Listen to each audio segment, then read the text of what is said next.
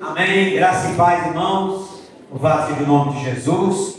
Por mais este domingo, aqui na presença do Senhor, nós temos a bênção, o privilégio de poder estar juntos mais uma vez, para adorar, para louvar, para glorificar, bem como para aprender mais da sua palavra. Amém? Amém. Hoje fomos surpreendidos por uma chuva aí muito forte, e por conta disso, talvez muitos irmãos não puderam hoje estar presentes. Nós não somos crentes açúcar, estamos aqui,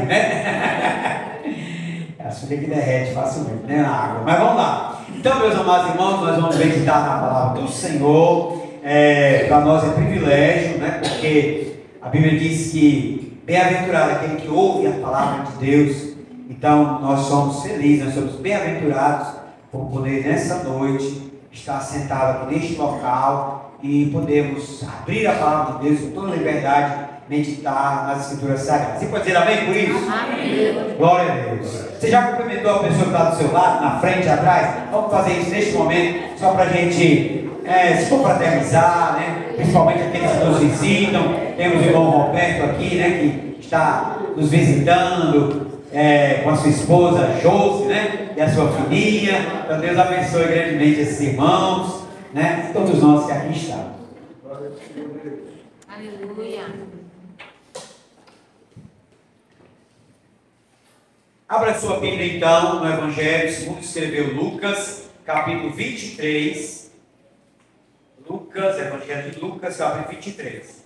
Terminamos na semana passada uma série de mensagens sobre a saga de Jó. Vamos até o capítulo 2. E outra oportunidade, a gente vai dar continuidade aos outros capítulos.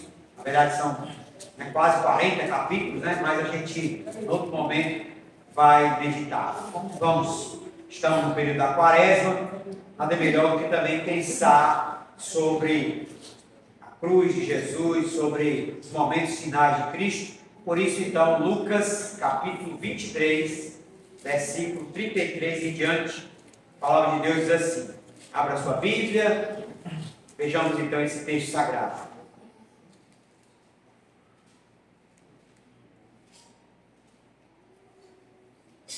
Todos encontraram? Vamos dizer amém. Amém. Palavra de Deus, Lucas, capítulo 23, versículo 33, diz assim. Quando chegaram ao lugar chamado Calvário, ali o crucificaram, bem como aos malfeitores, um à direita, outro à esquerda. Contudo, Jesus dizia, Pai, perdoa-lhes, porque não sabem o que fazem. Então, repartindo as vestes dele, lançaram sortes. Vamos orar, amados irmãos, só até aqui, versículo 33 e 34. E agora então nós vamos orar ao Senhor.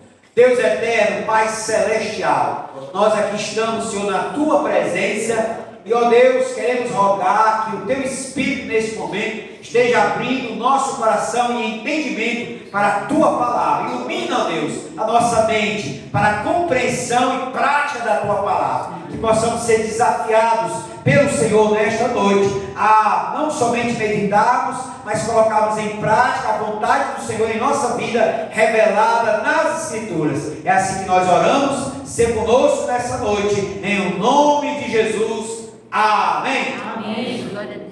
Meus amados irmãos e ouvintes da palavra do Senhor, Jesus proferiu na cruz do Calvário aquilo que se convencionou chamar de as 7 palavras da cruz. Foram palavras profundamente significativas ao ponto de inspirar inúmeros sermões ao longo da história do cristianismo.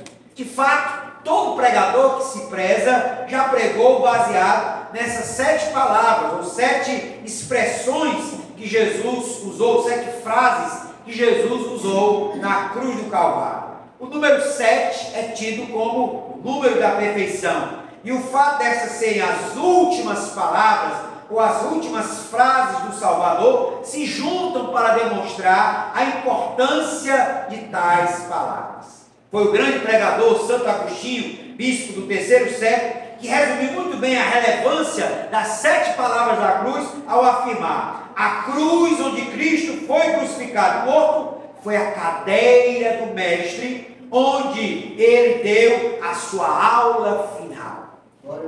A cruz onde Cristo foi crucificado e morto foi a cadeira do mestre na sua aula final. Sim, meus irmãos, nós podemos atentar para as 7 palavras da cruz. E hoje queremos meditar na primeira dessas 7 palavras. Não vai dar tempo até a quaresma de vermos, até a Páscoa, de vermos todas essas 7 palavras. Mas hoje queremos meditar na primeira destas palavras, ou frase de Cristo na cruz do Calvário. Foram 7 últimas frases, e nós queremos então pensar nesta primeira das 7 últimas palavras de Cristo, que estão aqui no versículo de número 34, desse texto que nós acabamos de ler, Lucas capítulo 23, versículo 33, mas notadamente o versículo de número 34. Jesus aqui profere a primeira das 7 últimas palavras, ou 7 últimas frases que ele disse na cruz do Calvário. E é algo sublime e importantíssimo, e deve chamar a nossa atenção, que a primeira palavra de Jesus, das 7 últimas palavras, é uma palavra sobre perdão.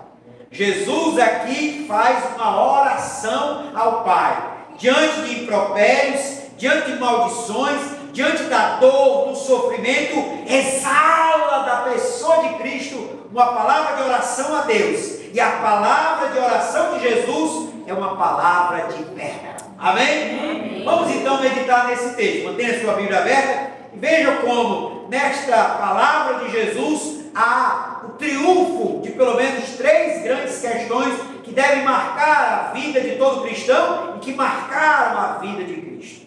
Então diz assim o texto sagrado: quando chegaram ao lugar chamado Calvário, ali o crucificaram, bem como aos malfeitores. Eram 2, né? Um à direita, outro à esquerda. Pela história do cristianismo, nós sabemos que um deles chamava Dimas e o outro se chamava Gestas, né? Os 2 malfeitores, 2 ladrões que foram presos com Cristo, foram crucificados com Cristo. Mas aí o texto, no versículo 34, usa essa expressão, contudo, porém, todavia, né? Por quê? Porque o contexto era de maldição, o contexto era de impropérios, o contexto era, né, onde esses homens, né, soldados, os malfeitores, estavam lançando impropérios contra Cristo.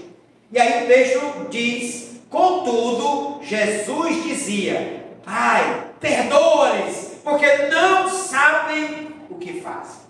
Devemos notar então, em primeiro lugar, que estas palavras de Jesus foram proferidas num contexto de insulto e de escárnio por parte dos seus inimigos. Jesus estava no Calvário, na cruz, sofrendo o apogeu, o ápice da maldade e da vileza humana lançada contra ele. O texto do versículo 33 nos diz que haviam 2 malfeitores.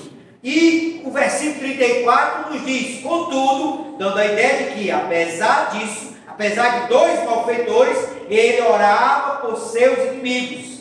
E o texto lá do Evangelho de João, bem como também Mateus e Marcos, dão-nos a informação, eles nos dão a informação de que os 2 malfeitores, eles estavam lançando contra Jesus impropérios, eles estavam lançando contra Jesus maldições. Um deles se converte ao olhar para Cristo e diz aquela famosa frase que nós vamos depois meditar, mas o outro continua, né, a lançar impropérios. E os 2 estavam lançando no primeiro momento impropérios contra Cristo, bem como os guardas, bem como os soldados, né? Jesus ali está num ambiente de profunda vileza humana, de impropérios, de hostilidade, porque ele está sendo crucificado, mas apesar de estar sendo crucificado, há todo um clima de hostilidade, de ódio, exalando contra Cristo. Mas aí a expressão de Jesus e a oração de Jesus denota o triunfo do amor em Jesus. Diferente de Maomé, fundador do islamismo, que terminou seus dias, né, exalando ódio e rancor para com seus oponentes, porque a ideia de Maomé era expandir o islamismo através da espada. Quem não cresce em Alá e do seu profeta Maomé era levado à espada. E Maomé então terminou seus dias exalando ódio, porque mataram muitos, converteram muitos outros, mas os que não converteram, ele estava então exalando o seu ódio e morreram então em torno de 45 anos. Mas Jesus aqui, nos últimos dias da sua vida, ou na hora final de sua existência, ele exala amor. Ele exala amor como foi por toda a sua vida. Ele é a expressão maior, o ápice, o apogeu do amor está na pessoa de Jesus, porque ao invés de lançar impropérios contra os seus inimigos, ao invés de exalar ódio e rancor e mágoa para com aqueles que lançavam sobre ele maldições, Jesus exala amor ao ponto de orar a Deus dizendo: Pai, perdoa-lhes, porque não sabem o que fazem. Este é o Jesus de Nazaré. Este é aquele que nós podemos dizer é a encarnação, é a expressão máxima do amor de Deus para com a humanidade. Amém, amado? Louvado seja o nome de Jesus. Ele ora para os seus inimigos como resultado de uma vida de amor, de uma vida cujo triunfo é o amor, uma vida cuja expressão concreta do amor que acolhe, do amor que perdoa, do amor que transforma, do amor que salva. Meus amados, aqui Jesus é a expressão do amor, e é o triunfo do amor, e esta é a primeira grande lição que podemos aprender desta expressão de Jesus: Pai, perdoa-lhes porque não sabem o que fazem. Aqui Jesus estava exalando o amor de Deus, o amor de Jesus para conosco, o amor de Jesus para com a humanidade, o amor de Jesus para com os seus inimigos, o amor de Jesus para com os seus oponentes, o amor de Jesus para com os seus amigos, o amor de Jesus para os crentes e para os descrentes, para todo o ser humano. Portanto, meus amados, sinta-se amado por Jesus, amém? Daí nós podemos extrair uma preciosa lição para a vida. Isto porque a vida abundante, a vida de Deus, ela se manifesta no amor incondicional de Deus, de Jesus por nós, mas nós também devemos ter como marca da nossa fé, do nosso cristianismo, do nosso discipulado, uma vida de amor. Jesus disse que nisto conhecerão que sois meus discípulos, se tiverdes amor uns pelos outros. Portanto, o amor deve caracterizar a vida cristã. Nós não devemos fazer do amor não somente uma frase para dizer ao irmão, oralmente, verbalmente: eu te amo, mas o amor há de ser uma prática do qual a Bíblia Sagrada chama de amor ágape, o amor que se sacrifica, o amor que se doa, o amor que renuncia em favor do irmão. Amém, amados? O amor, segundo a Bíblia, tudo sofre, tudo crê, tudo espera. O amor, cuja fonte está em Deus, desemboca numa vida altruísta, numa vida de serviço. Vivamos o amor, apesar das cruzes, apesar do sofrimento, apesar das decepções, apesar das dores, apesar dos problemas, apesar das tribulações, apesar das dificuldades que sobrevêm à nossa vida, que nós possamos exalar, assim como Jesus, na hora da sua morte, na hora do seu calvário, na hora da sua cruz, exalar amor pelo nosso semelhante. Amém, amados? É por isso que Agostinho, grande bispo de Hipona, dizia assim: Deus ama cada um de nós como se houvesse apenas um para amar. Sinta-se amado pelo Senhor. Sinta-se amado e abraçado pelo amor de Deus. Quantas pessoas que vivem nesta vida sem rumo, sem direção, vazias, cansadas, aflitas, porque não conhecem este amor. Mas amado, amada, alegre-se em Deus, regozije-se em Deus, porque você é amado. Amém? O amor de Deus expressou-se na cruz do Calvário, por mim e por você. Jesus morreu a nossa morte para nos dar a vida, para nos dar o amor, para nos dar a paz, para nos dar a alegria, para nos salvar e nos levar um dia para a glória. Você pode dizer amém? Uma vez ouvi um sermão do pastor Abival, famoso pastor da IPI, um dos maiores pregadores que a IPI já teve, foi pastor da Catedral de São Paulo. e uma citação que ele fez no sermão, era pela internet, me impactou muito. Era uma citação de Dante Alighieri, famoso poeta italiano, autor da Divina Comédia. A citação era essa: o amor move o sol e os outros astros também. O amor move o sol e os outros astros também. Sim, meus irmãos, o amor move o sol. Nós existimos por causa do amor, mas faz um bem enorme para a alma humana saber que, apesar das lutas, apesar das dificuldades, às vezes o desprezo que o mundo nos dá, nós somos amados. Há um Deus que provou o seu amor para conosco, enviando o seu Filho a morrer na cruz do Calvário. E esse seu Filho, numa vida de pleno, de total, de pleno amor, manifesta por toda a sua existência. Mas o apogeu do amor de Jesus se manifesta na cruz, quando ele ora, diante de impropérios, diante de insultos: Pai, perdoa-lhes, porque não sabem o que fazem. Isto é amor, amor que move o sol, amor que move os outros astros, também o amor de Deus, amém. O amor de Cristo por mim e por você. Amém, amado?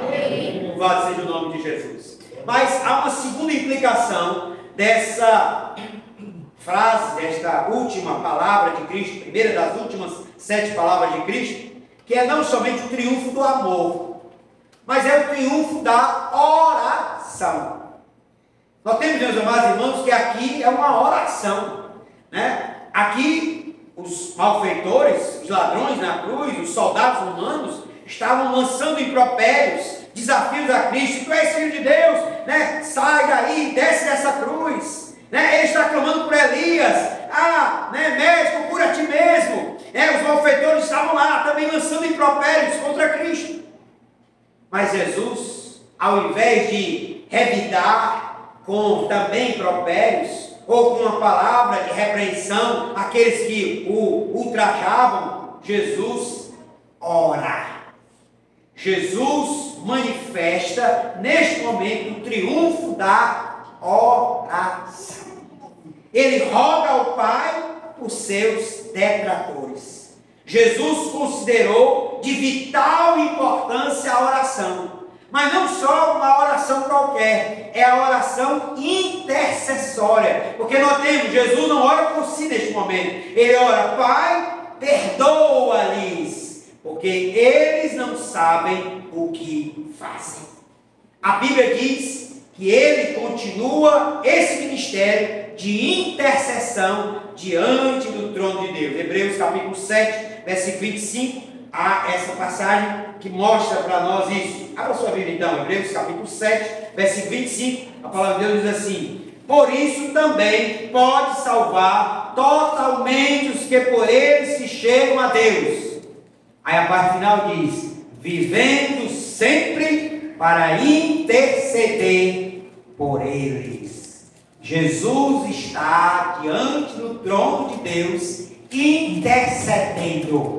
A oração, esta última palavra de Cristo, primeira das 7 últimas palavras de Cristo, é uma palavra de oração, mas é uma palavra também de intercessão, porque esse ministério, Cristo começou, digamos assim, no Calvário, e ainda hoje continua a interceder pelo seu povo. Amém, amados? Amém. Olha que coisa preciosa. Jesus intercedeu pelos seus detratores, e esta oração intercessória de Cristo foi plenamente respondida por Deus.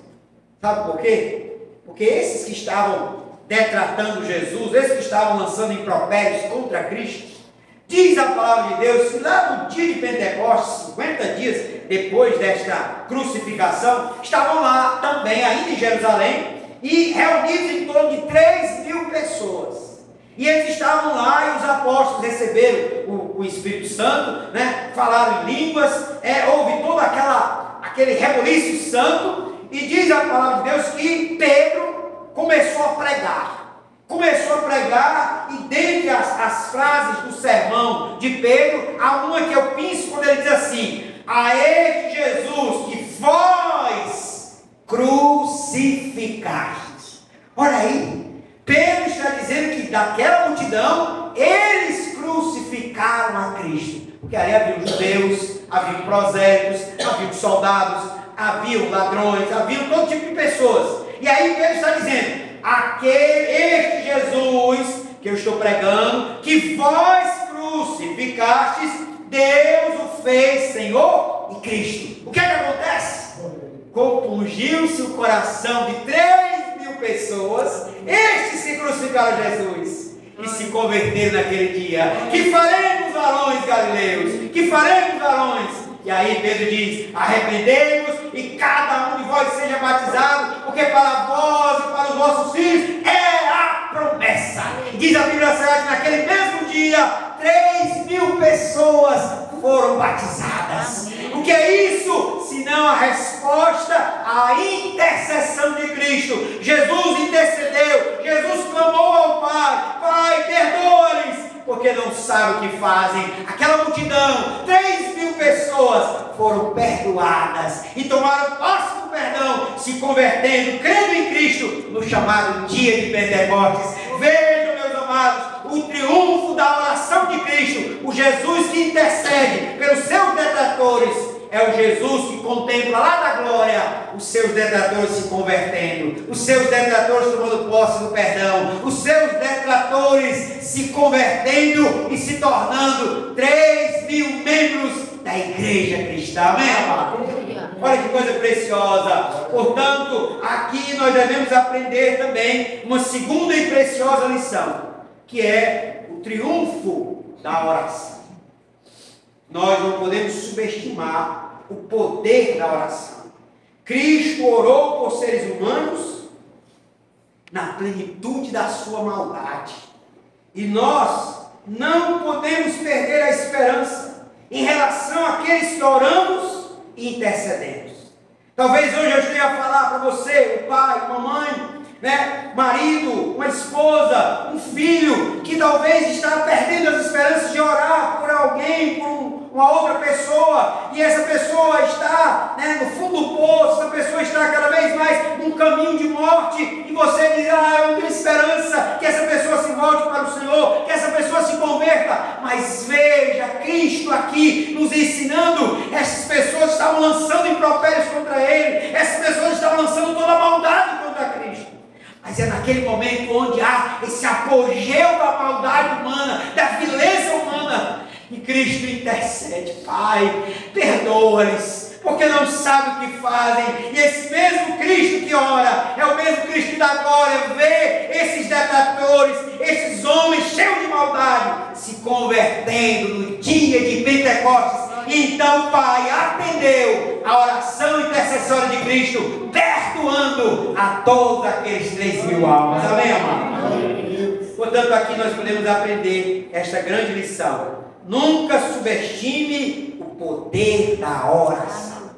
Vamos orar, vamos clamar, vamos sobretudo interceder. Você tem intercedido por alguém? Você tem intercedido por um familiar? Você tem intercedido pelo cônjuge? Você tem intercedido por um parente? Você tem intercedido por um filho, por uma filha? Meu amado, não pare, não desista. Não cancele essa intercessão, pelo contrário, persista e fique firme em orar, em clamar, porque Deus um dia vai fazer muito mais do que você pensa ou que você pode. Amém, amado?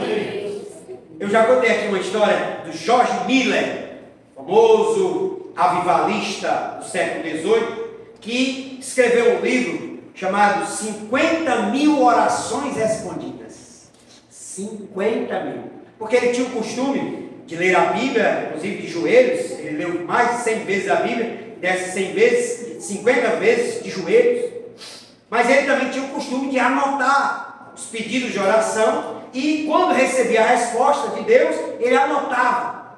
E aí então, ao final da vida, ele escreveu um livro chamado 50.000 orações respondidas. Ele, inclusive, era um avivalista, pastor, pregador, que fundou um orfanato para em torno de 5.000 crianças, e ele resolveu diante de Deus, ele fez um pacto diante de Deus: Senhor, eu não vou, pedir a ninguém alimentos para o orfanato, eu vou pedir a Ti, e o Senhor vai mover as águas, o Senhor vai fazer provisão para isso. E aí há várias e várias histórias, quando George Miller estava lá com os seus órfãos naquele orfanato, ainda pequeno, ainda no começo, ou depois também em outros momentos, mas há várias histórias quando George Miller amanhece um dia e vê que não há pão, que não há alimento para os seus órfãos ali que estavam sendo criados. E ele então resolve orar e interceder: Deus, eu falei contigo e disse que não ia pedir a homem algum, mas tu está vendo, Senhor, que não há nada na despensa para alimentar estas crianças, esses órfãos. Faz algo, Deus, eu creio, eu confio em Ti. E conta-nos a história que ele, ao terminar esta oração, toca a campainha do orfanato, e um leiteiro, naquela época na Inglaterra, os leiteiros iam com os leites e os pães para distribuir de casa em casa, vendendo. E aí o leiteiro parou lá, tocou a campainha e disse: o senhor George Miller, olha, eu estava vendendo pães, distribuindo pães e leites aqui, vendendo, mas a carroça quebrou, o meu auxiliar foi lá buscar um auxílio para ajeitar a carroça, mas eu resolvi doar todos esses pães e todos esses leites para o seu orfanato agora mesmo. Oh, glória a Deus! É assim que Deus faz, Mas a história que eu queria contar sobre George Miller não é essa. É uma outra história linda, que é uma história da intercessão dele. Ele foi um homem que ele resolveu orar por 5 amigos, pela conversão de 5 amigos. E aí ele começou a orar, e durante 50 anos ele orou pela conversão de 5 amigos. Só que nos primeiros 5 anos, o primeiro amigo se converteu. Nos primeiros 10 anos desta oração, o segundo e o terceiro amigo se converteu. E aí então, o segundo e o terceiro. E aí então ficavam faltando 2. Mas aí ao longo de 25 anos ele orou e o quarto amigo se converteu. 50 anos orando pela conversão de 5 amigos. O primeiro se converteu com 5 anos, que ele começou essa oração, se converteu. Os 2, nos 10 anos iniciais desses 50 anos. O quarto amigo, foi no período em que ele já estava 25 anos orando pelos 5 amigos. E aí, deu 50 anos de oração por aqueles 5 amigos, pela conversão, e George Miller veio a falecer. E aí, interessante, que no dia do seu funeral, de corpo presente, o pregador que foi responsável pelo culto fúnebre fez um sermão, e no sermão ele incluiu um apelo.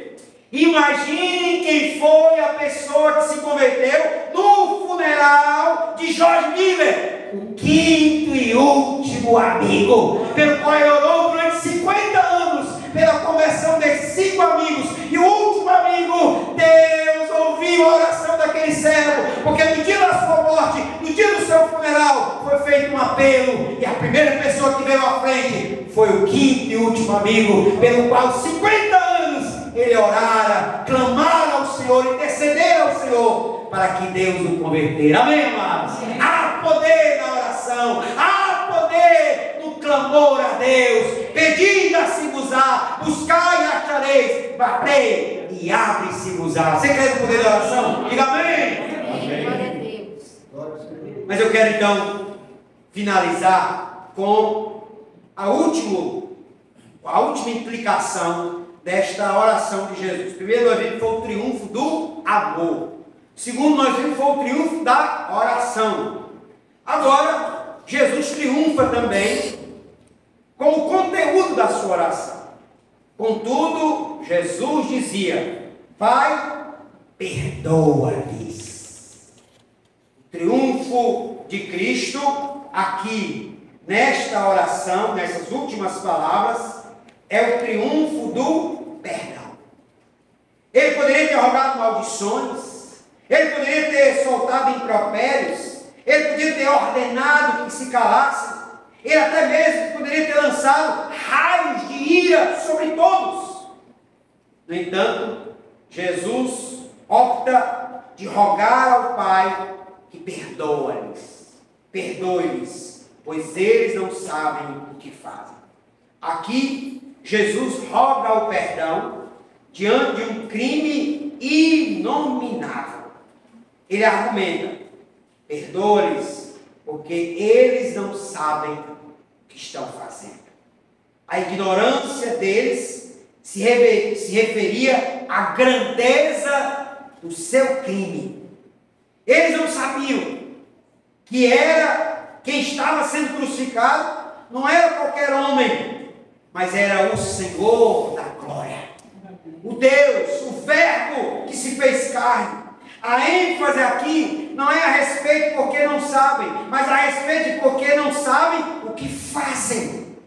Jesus roga o perdão, mesmo ignorando a gravidade de suas ações. Eles necessitavam, eles careciam do perdão divino. Por isso Jesus roga ao Pai perdão por estes, porque eles não sabem, eles ignoram o que estão fazendo. Meus amados irmãos, aqui nós podemos extrair uma última e preciosa lição. É que Deus tem perdão para dar a todo ser humano. De que Deus é rico em perdoar.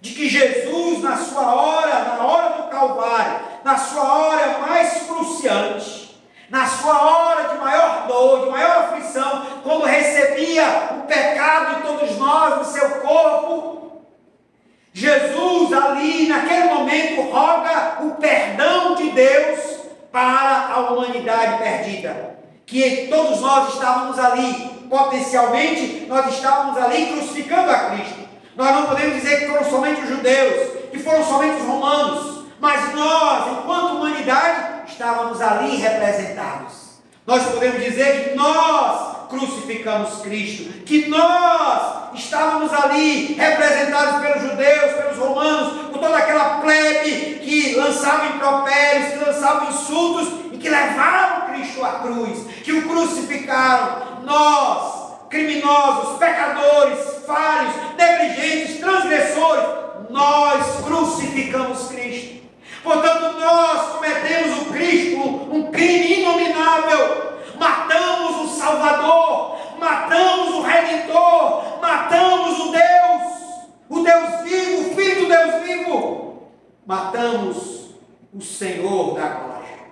Mas, amados, alegra o nosso coração o fato de que mesmo diante de um crime inominável, mesmo estando ali diante dos judeus, diante dos romanos, diante da plebe, nós fomos perdoados. Amém, igreja? Amém. Só quem perdoa experimenta a vida plena de Jesus, e nós fomos perdoados. Você diga isso com toda alegria. Eu fui perdoado. Aleluia.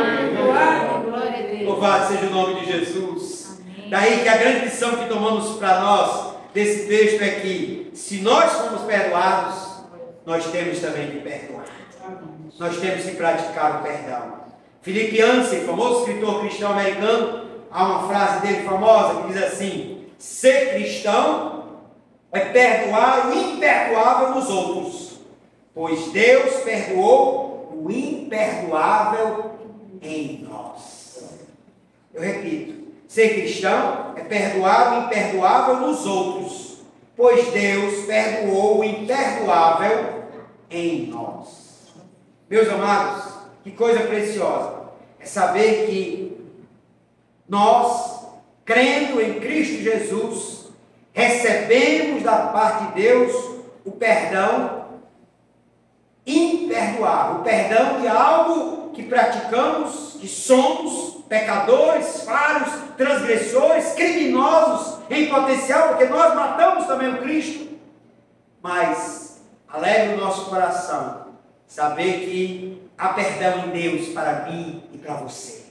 Alegra o nosso coração em saber que, crendo em Jesus, nós tomamos posse do perdão de Deus, porque a palavra de Deus nos diz que Deus, Ele é rico em perdoar, e a palavra de Deus nos promete: lançarei os vossos pecados nas profundezas do mar. Louvado seja o nome do Senhor. Alegre-se em Deus, porque eu e você fomos perdoados. Amém? Louvado seja o nome de Jesus.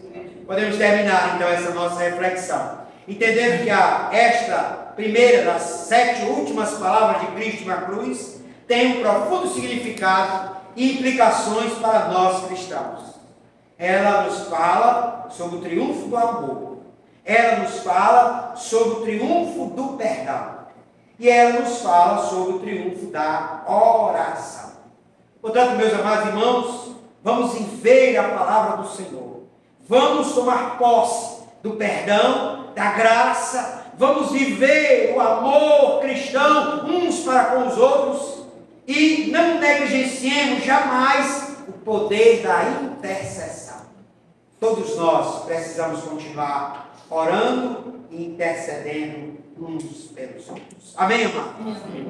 Assim, então, podemos concluir essa reflexão, entendendo que as palavras de Jesus na cruz, as primeiras das 7 últimas palavras, têm profundas implicações para nós como cristãos. Afinal, a palavra de Deus nos diz que aquele que ama Jesus deve andar como ele andou. Portanto, vivamos o amor, vivamos a oração, vivamos o perdão. Baixe sua cabeça, oraremos ao Pai. Deus poderoso, Pai celestial, queremos, ó Deus, te agradecer pela tua palavra, por esta primeira das 7 últimas palavras ou frases do Senhor na cruz. Ó Deus, que possamos realmente estar implicados no amor, que possamos, ó Deus, estar envolvidos na oração intercessória e que possamos, ó Deus, perdoar.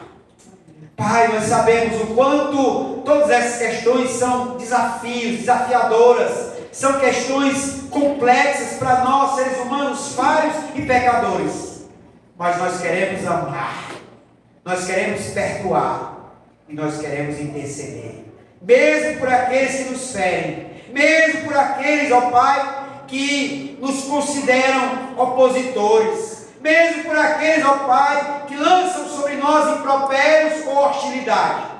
Nós queremos, ó, amá-los, porque tu disseste, amai os vossos inimigos. Nós queremos, Senhor, perdoá-los, porque, ó Pai, assim é a tua palavra que nos ordena, porque o Senhor só perdoa os nossos pecados se perdoamos a quem nos tem ofendido. Deus, nós queremos também, não somente isso, mas nós também queremos orar pelos nossos amigos, pelos nossos inimigos, orar, ó Deus, por todos aqueles que muitas vezes até nos perseguem, nos hostilizam, porque, Senhor, assim é o teu amor, porque assim aprendemos de Cristo. Em nome e por amor de Jesus, nós oramos. Amém.